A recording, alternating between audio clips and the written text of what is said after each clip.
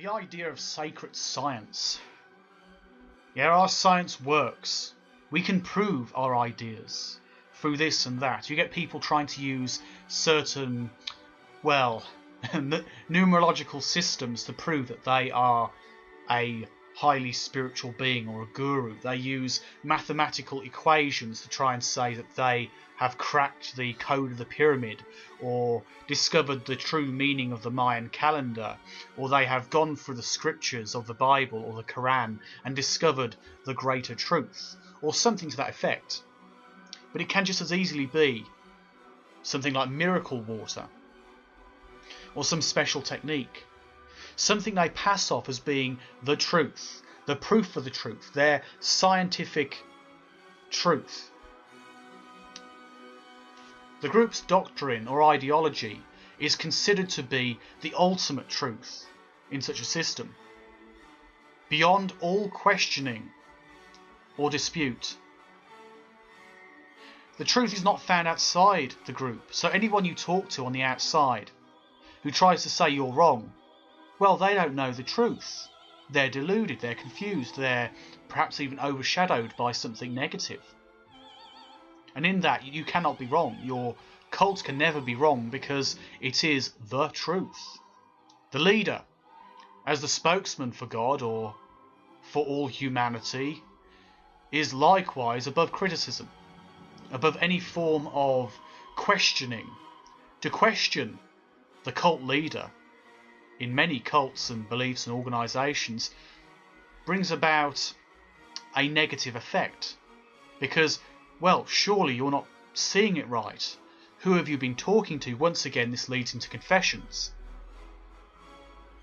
The idea that you're questioning the cult, or you're questioning the leader, you're going to find that they say, well, you've got negativity, or you're being overshadowed by a reptilian, or something equally as moronic, trying to tell you that you're going against the science of this cult because you believe the false science.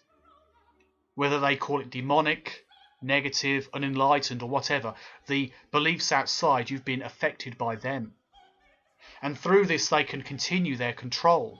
All of these elements link in, all of these criteria link in to isolating, subjecting the individual. Loading the language. Many groups out there have all these words and phrases which are interpreted according to the ideas of the cult. Certain concepts and ideas which they use to manipulate individuals, making them believe certain things are true or not true, simply based upon the idea that a certain word, a certain level of jargon, consists of truths.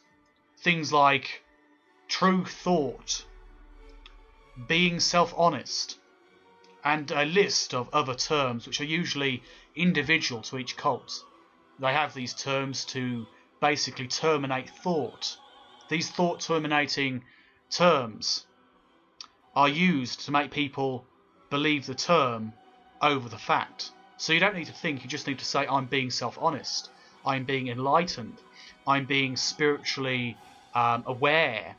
Such terms like this can be used to basically allow people to suppress their thoughts in favour of the jargon. You talk to someone outside the group and you're saying, well, you're not being very enlightened about it. You're not being very wise. And they can keep on using these terms because it's their blocks. It's like mental blocks inside the mind.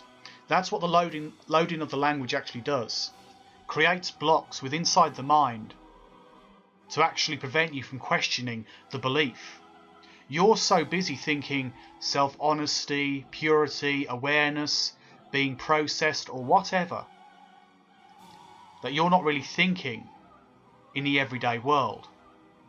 You're thinking from behind, brick walls of thought, containing your mind and your free ability to express ideas.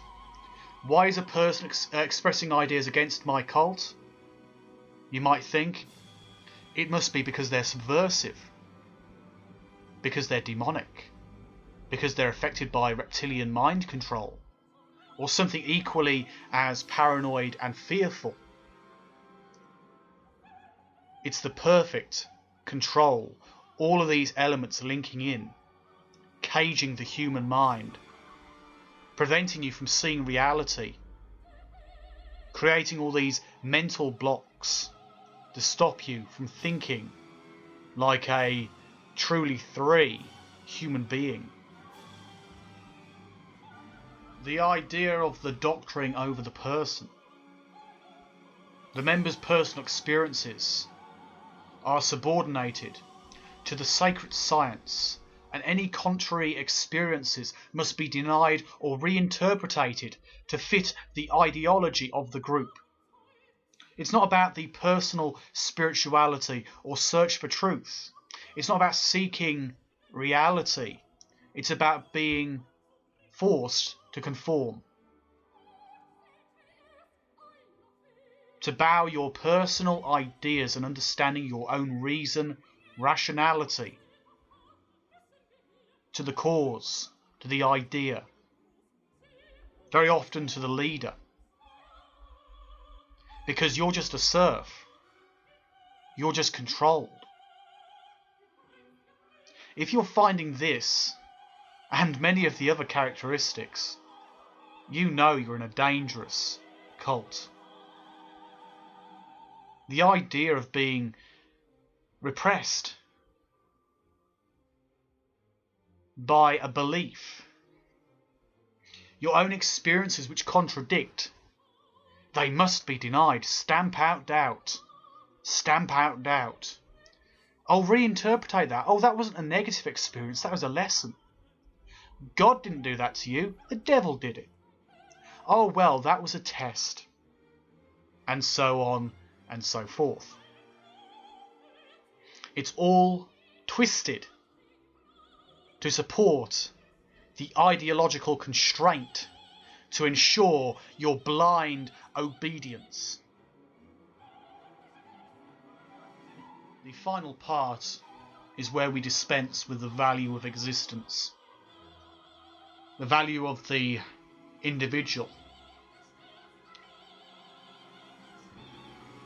The group has the prerogative to decide who has the right to exist and who does not. This is usually not literal, but means that those in the outside world are not saved, not blessed, not enlightened. They're unconscious, unenlightened, bestial characters, sinners and haters and abusers. They must be converted to the group's ideology, and if not, then they are damned. Or they'll simply not exist, they'll simply fade away or burn in hell or whatever.